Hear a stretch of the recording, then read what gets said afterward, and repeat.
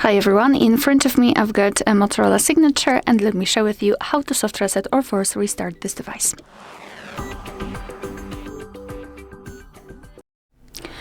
So this operation will be useful if for some reason your device stopped working properly and it does not respond to your touches. So for example, you cannot swipe, you cannot enter any app.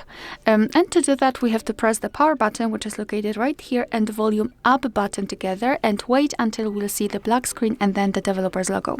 So let me try to do it. Let me press both of those buttons together. And sorry. Again. And we've got this power off or restart option, but let's pretend that we cannot tap on it. So keep pressing both of those buttons until the screen will be black.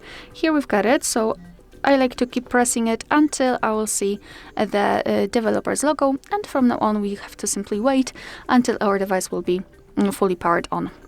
Alright, so that will be all. Thank you so much for watching. Please hit the subscribe button and leave the thumbs up.